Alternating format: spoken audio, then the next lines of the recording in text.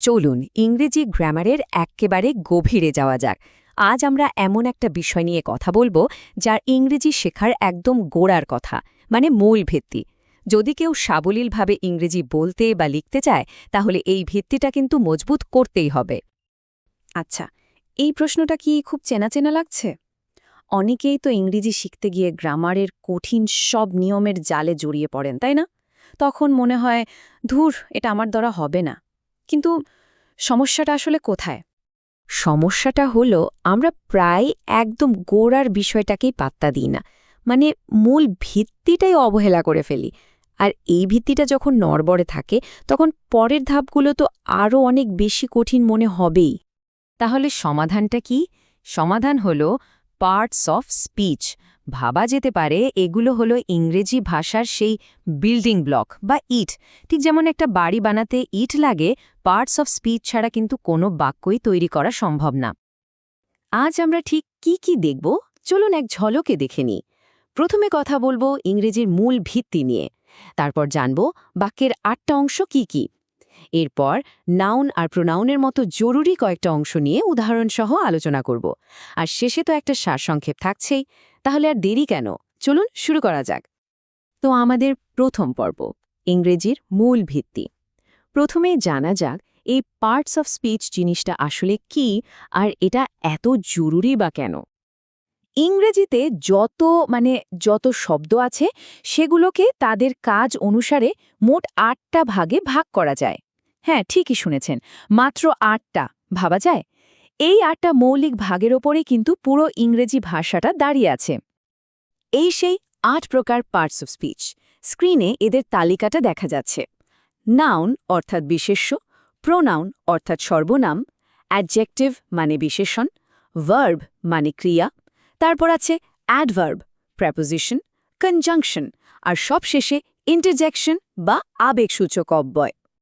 চলুন এবার সবচেয়ে পরিচিত আর প্রথমটা দিয়ে শুরু করি, নাউন বা বাংলায় যাকে আমরা বলি বিশেষ্য।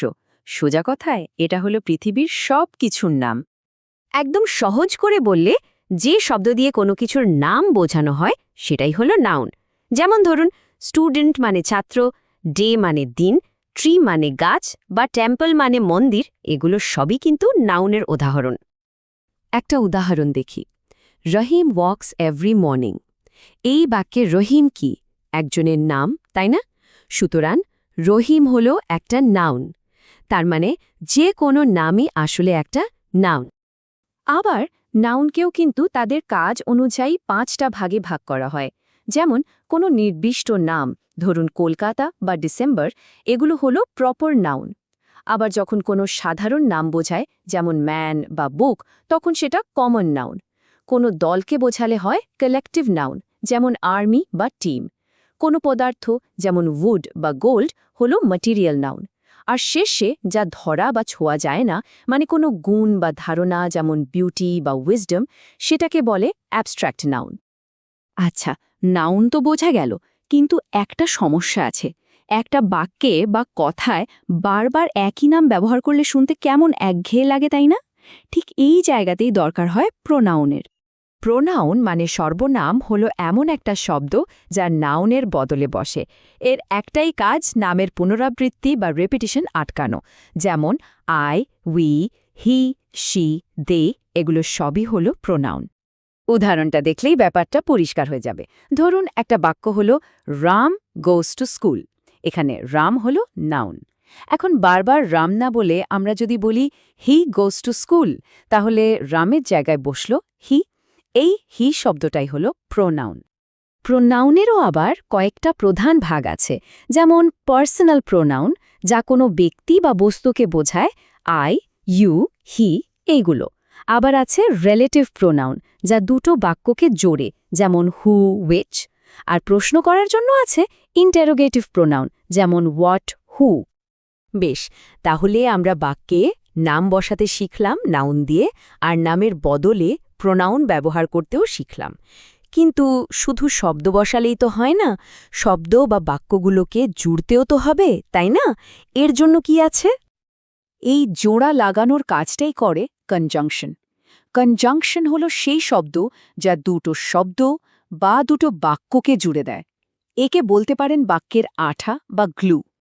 যেমন ধরুন, sit down and open your book. এখানে সিট ডাউন একটা কাজ, আর ওপেন ইয়োর বুক আরেকটা কাজ। এ দুটোকে একসাথে জুড়ে দিয়েছে অ্যান্ড শব্দটা। সুতরাং অ্যান্ড হল একটা কনজাংশন। আরেকটা উদাহরণ দেখি। Rahim is a boy, but Tithi is a girl.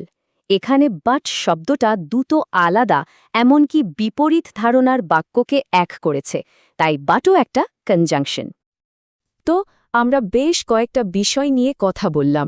এবার চলুন পুরো আলোচনার একটা সারসংক্ষেপ করা যাক। আর সবচেয়ে বড় প্রশ্নটা হলো, এই সব কিছু জানাটা আখির কেন এত জরুরি? ব্যাপারটা খুবই সহজ। এই যে 8টা পার্টস অফ স্পিচ, এগুলোকে ভালোভাবে আয়ত্ত করতে পারাটাই হলো শুদ্ধ আর সাবলীল ইংরেজি বলার বা লেখার প্রথম এবং সবচেয়ে গুরুত্বপূর্ণ ধাপ। এটা শুধু কোনো গ্রামারের নিয়ম নয়, এটা হলো পুরো ইংরেজি ভাষার চাবিকাঠি। আজকের আলোচনার পর আশা করি ভিত্তিটা অনেকটাই পরিষ্কার হয়েছে। এখন একটা প্রশ্ন নিয়ে ভাবা যেতে পারে, এই যে 8টা ভাগ আমরা দেখলাম, এর মধ্যে কোনটা বাস্তবে ব্যবহার করতে গিয়ে সবচেয়ে বেশি বিভ্রান্তিকর বা কঠিন বলে মনে হয়?